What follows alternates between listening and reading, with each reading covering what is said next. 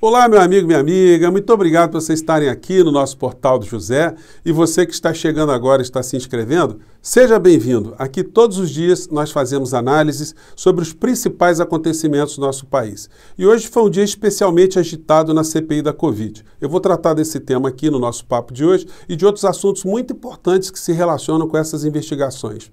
Muitas vezes nós somos bombardeados de uma tal forma pelas notícias do cotidiano que a gente acaba perdendo noção do todo. A cada novo escândalo a gente fica esmiuçando, fica mergulhado naquela situação específica e a gente esquece para onde é que o nosso país está indo e que forças estão conduzindo o nosso país em determinada direção. Se eu pudesse dar duas notícias aqui, eu diria que tem uma notícia boa e uma notícia nem tão boa.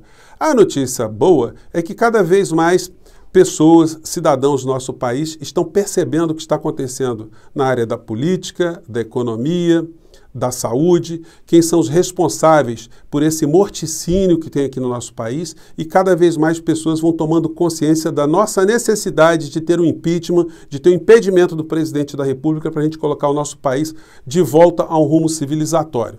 Por outro lado, a notícia nem tão boa é que o presidente da República, ele ainda não está morto politicamente, porque as forças que lucram com o presidente da República, onde ele está, lhes dão sustentação. O presidente ele tem apoio de grandes grupos econômicos transnacionais que são invisíveis, a maior parte do povo brasileiro não percebe isso, de alguns grupos de determinadas classes, determinados organismos. Todos eles unidos têm a proteção também da omissão que os grandes meios de comunicação fazem no trato do dia a dia, do comportamento do presidente da República. Porque o presidente ele comete tantas infrações enquanto chefe de Estado que era para ele já estar afastado e estar preso. Como é que nós vamos explicar para as futuras gerações que nós tivemos mais de 500 mil de mortos aqui no nosso país e o povo brasileiro não fez nada? Mas o povo não fez porque a maior parte do povo brasileiro não foi chamado para refletir sobre essa questão. Se o povo brasileiro tivesse noção desde o começo, um simples gesto, gente, como um presidente nomear um general para ser ministro da Saúde, como é que isso passou despercebido? Será que ninguém adivinhou que isso não ia dar certo, que isso ia acarretar um morticínio aqui no nosso país? E quando um governante ele nomeia uma pessoa absolutamente incapaz, incompetente para cuidar de determinado assunto, e ele sabe disso, ele está cometendo um crime de prevaricação. E quem aceita está cometendo crime também. E a gente está vendo que as instituições não estão se movimentando com muita intensidade porque há esse amortecimento da opinião pública de uma maneira geral. Então as forças que dão sustentação a Bolsonaro estão muito vivas. O Bolsonaro não manda praticamente em absolutamente nada. A área econômica ele entregou para Paulo Guedes, que está fazendo tudo para cada vez mais diminuir os direitos sociais, porque isso vai representar a diminuição do bolo da área social e o aumento do bolo para a área financeira. O Bolsonaro colocou dentro do governo representante de uma classe, a classe militar, que a gente pode chamar de o centrão do contra-cheque militar, que são pessoas que estão se locupletando e, a pretexto de estarem ali ajudando, estão dando algum tipo de sustentação aparente a Bolsonaro dentro das Forças Armadas. E na área política, ele entregou o nosso país de porteira fechada por maior grupo de corruptos que a gente tem desde sempre. E não sou eu que estou falando isso.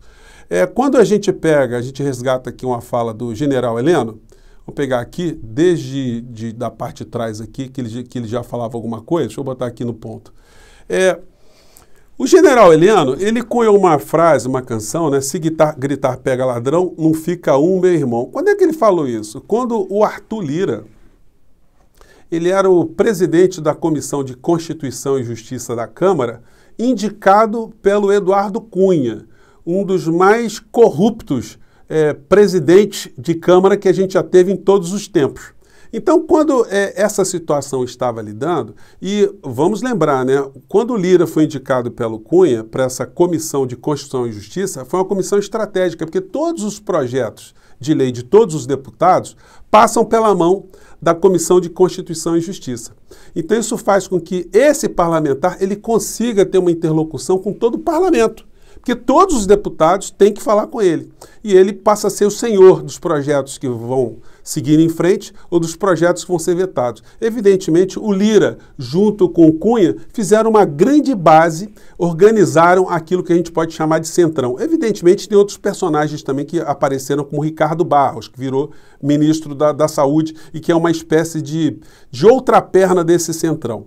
Mas o que dizia o general Heleno, que é homem da inteligência de Bolsonaro, né? Sobre pessoas como Lira, pessoas como Ricardo Barros, as pessoas que estão hoje com o Bolsonaro. Vamos relembrar aqui, vamos lá. Embado de centrão vai ser uma anistia ampla, geral e irrestrita.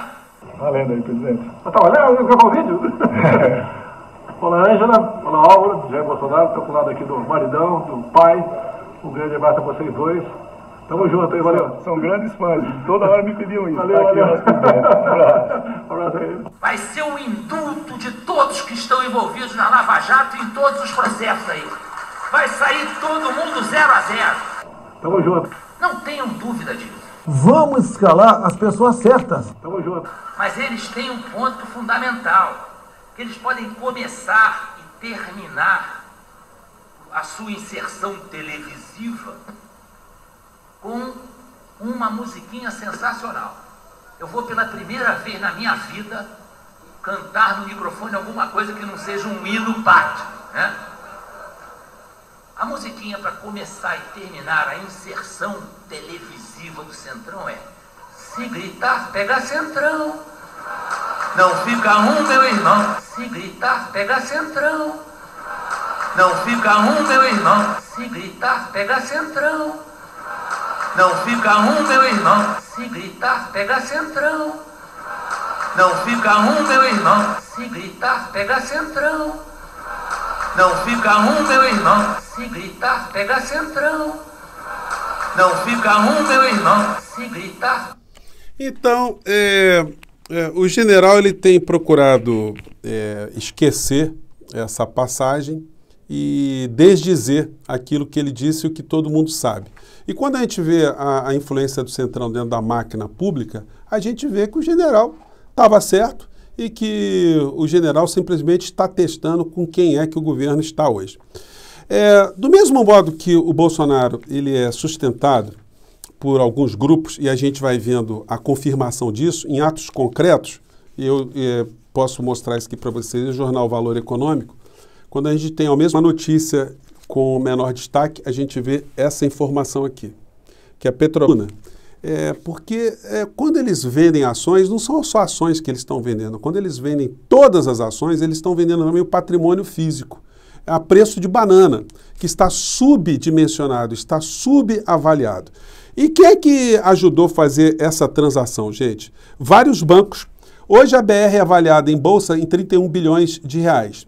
Os bancos Morgan Stanley, Bank of America, Citi, Goldman Sachs, Itaú BBA, JP Morgan e XP coordenaram a oferta. Então só banco estrangeiro dando facada nas costas do povo brasileiro. E o mercado e os grandes grupos econômicos, eles vão deixando o Bolsonaro distrair a população, eles não estão se importando que nós estamos morrendo, que as pessoas estão sofrendo o que estão sofrendo. E, por outro lado, vão tentando controlá-lo de alguma maneira. E aí a gente vai vendo ele cometer crimes todos os dias. Vou falar do crime do dia. O jornal Valor Econômico está colocando aqui no editorial uma coisa que já se sabe, que a PEC do voto impresso morreu. Isso não tem a menor chance, os líderes dos grandes partidos já se reuniram com o ministro do Supremo Tribunal Federal para falar sobre o assunto e já viram que não tem condição nenhuma de mudar o sistema eleitoral, sobretudo quase entrando já no período eleitoral, né? E o Bolsonaro hoje, ele, no seu cercadinho, ele fez mais umas das suas aberrações criminosas. O Bolsonaro simplesmente ameaçou, mais uma vez, os representantes do Poder Judiciário, o que é um crime de responsabilidade.